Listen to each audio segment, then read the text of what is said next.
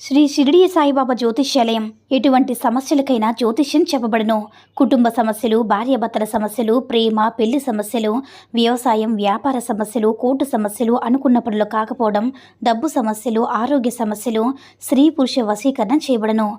ఇంకా తీరని ఎటువంటి సమస్యలకైనా శ్రీ షిరిడి సాయిబాబా ఆశీస్సులతో పరిహారం చేయబడను.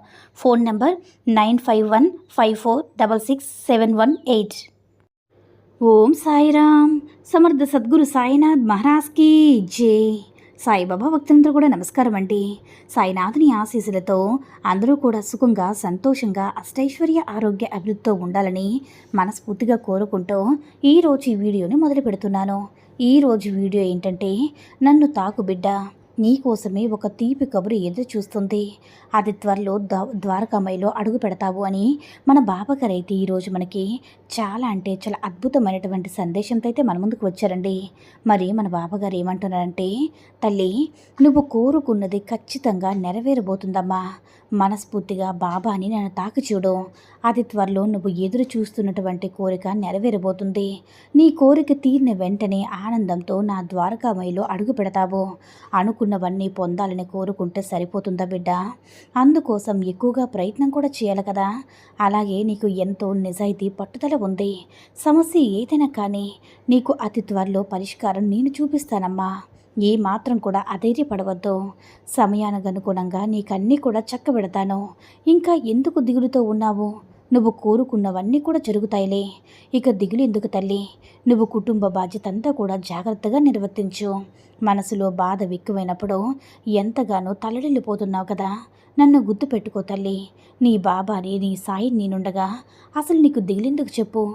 ప్రశాంతంగా నన్ను ధ్యానిస్తూ ఉండు. రేపు గురువారం నా ఆలయానికి వచ్చి నన్ను తదేకంగా చూస్తూ నా శరణాలను ఆశ్రయించు. తప్పకుండా నీ కల నిజమవుతుందమ్మా. అద్భుతమైనటువంటి ఆలోచన విధానం మొదలవుతుంది. ఈ మధ్య ఆలయానికి రావడం కూడా లేదు కదా. నీకు నాకు మధ్య దూరం పెరగడం నాకు ఏమాత్రం కూడా నచ్చడం లేదు. నువ్వు ఏవైతే కోల్పోతావేమని అస్సలు కూడా అధైర్యపడవద్దమ్మా. సమస్య ఎలాంటిదైనా సరే నేనున్నాను. త్వరలోనే ఒక మంచి శుభవార్త వింటావు. తర్వాత నీ కుటుంబంతో కలిసి ఎంతో సంతోషంగా ఉంటావు. నీ బ్రతుకులో చీకట్లు వెళ్ళిపోయి వెలుగు రేఖలు రాబోతున్నాయి తల్లి. ఇక నుంచి నీ జీవితం ఎంతో సంతోషంగా ఉండబోతుంది. నీవే నన్ను తలుచుకున్నటువంటి మంచి పని నీకు నెరవేరేటటువంటి సమయం కూడా ఆసన్నమైంది. ఏది జరిగినా కూడా నా మంచి కోసమేనే, నా మంచి జరుగుతుందని మంచి మనసుతో నువ్వు ఏదైతే కోరుకుంటావో అదే నీ వద్దకు వస్తుందమ్మా. ఎవరో ఏదో అనుకుంటున్నారని నీవు మాత్రం ఎటువంటి బాధపడవద్దు. ఎవరైనా సరే నీకంటే మంచి స్థాయి కాదు కదా. అనుకునేవారు నీకు ఎలాంటి సహాయం చేయరు. ఏది చేసినా సరే అంతా కేవలం నీ స్వయంకృతమే. అంతా నీ కష్టాచితమే. ఎవరూ నీకు సహాయం చేయడం లేదని బాధపడద్దమ్మా. మనసు నిండా నీ సాయి రూపాన్ని నింపుకొని నీ పనిని శ్రద్ధగా చేసుకుంటూ వెళ్ళు. కాలక్షేపానికి అంటే ఎప్పుడు కూడా నీ సమయంలో జీవితం ఎలా బ్రతకాలనే దానిపై శ్రద్ధ పెట్టు. తప్పకుండా ఒక మంచి స్థాయికి చేరుతావు తల్లి. ఎల్లప్పుడూ కూడా తోడుగా ఉంటాను. నేను నీకు ప్రమాణం చేస్తున్నాను కదా. నీకు ఎప్పుడు కూడా తోడుగా నీడుగా ఉంటాను తల్లి. నువ్వు ఎలా అయితే ఊహించుకుంటున్నావో నీ జీవితం అలాగే ఉంటుంది. మంచి శుభగడియలు నీ జీవితంలో ప్రారంభమవుతుంది. నువ్వే శుభవార్త వినాలని ఎదురు చూస్తున్నావు. అది నీ అంటే నువ్వు ఏ శుభవార్త అయితే ఎదురు చూస్తున్నావో అది నీ దరికే చేరబోతుంది తల్లి. ప్రతిరోజు కూడా మర్చిపోకుండా నా ఆలయానికి వచ్చి నా దర్శనం చేసుకో. నువ్వు నన్ను మర్చిపోయినా సరే నేను మాత్రం నిన్ను మర్చిపోను బిడ్డ. నీవు మోస్తున్నటువంటి భారాలు ఎలాంటి ఆలోచన లేకుండా నాకు అప్పచెప్పు. వాటిని స్వీకరిస్తాను.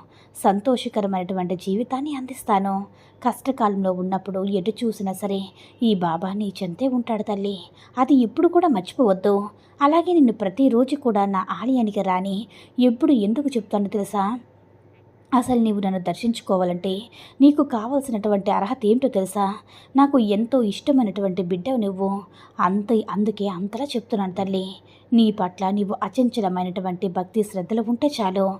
అతి త్వరలోనే నీకు నా నుంచి ఒక మంచి అద్భుతమైనటువంటి శుభవార్త వస్తుంది. అది నీవు ఎంతో ఆనందంగా స్వీకరించేటటువంటి రోజు అతి దగ్గరలోనే ఉంది బిడ్డ.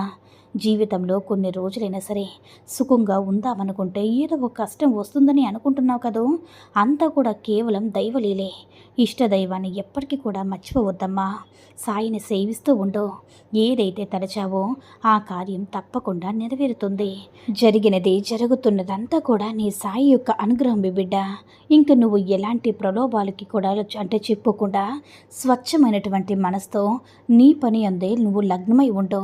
ఆ తర్వాత చూడు, నీ విజయాన్ని చూసి నువ్వే ఆశ్చర్యపోతావు. కాబట్టి నేను చెప్పినటువంటి ప్రతి మాటని కూడా జాగ్రత్తగా గుర్తుంచుకోబిడ్డా. కేవలం అవిశ్వాసం, అసహనం వల్లే నీకు కొన్ని పనులన్నీ కూడా పాడైపోతూ ఉన్నాయి. తిండి, బట్ట, ఇతర ఎలాంటి ఖర్చుల విషయంలో అయినా సరే, ఎలాంటి ఆపద క్షణంలో అయినా సరే నేను నీకు తోడుగా ఉంటాను. అలాగే నీకు ఎటువంటి లోటు రాకుండా చూసుకోవడం నా బాధ్యత. నాపై అంటే ఇకపోతే నమ్మకంతో ఉండు బిడ్డ. నీ నమ్మకాన్ని ఎప్పటికీ కూడా వమ్ము చేయను. నిరంతరం నిన్ను కంటికి రెప్పలా కాపాడుకుంటూ ఉంటాను.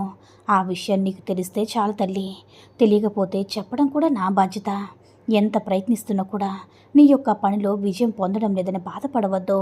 నీవు చేసేటటువంటి పని ఎందో నువ్వు ఎంతగానో దృష్టిని సారిస్తున్నావు కదా, ఎంతగానో శ్రమ చేస్తున్నావు కదా, అలాగే ముఖ్యం తల్లి. అధికమైనటువంటి ఫలితాన్ని, ఊహించినటువంటి ఫలితాన్ని, గొప్ప విజయాన్ని అతి త్వరలోనే చూస్తావు.